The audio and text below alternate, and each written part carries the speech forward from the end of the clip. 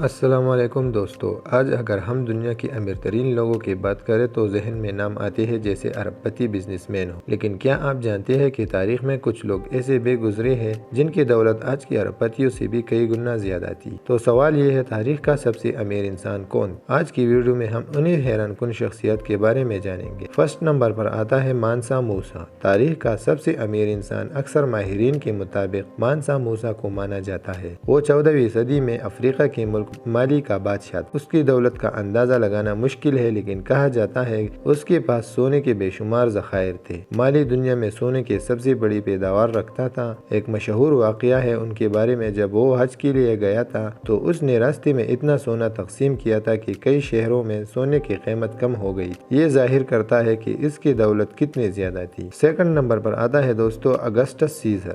رومی سلطنت کے بادشاہ اگسٹس سیزر بھی دنیا کے امیر ترین لوگوں میں شامل۔ ان کے دور میں روم دنیا کی سب سے بڑی سلطنت تھی اور اس کی معیشت کا بڑا حصہ بادشاہ کے کنٹرول میں تھا۔ کہا جاتا ہے کہ ان کے پاس روم کے تقریباً 20% معیشت کا کنٹرول تھا، یعنی وہ صرف بادشاہ نہیں تھے بلکہ ایک طاقتور اقتصادی لیڈر بھی۔ تھرڈ نمبر پر آتا ہے اکبر بادشاہ۔ برصغیر کے عظیم بادشاہ اکبر بھی دنیا کے امیر ترین حکمرانوں میں شامل تھا۔ ان کے دور میں مغل سلطنت بہت مضبوط تجارت اور زراعت عروج پر تھی۔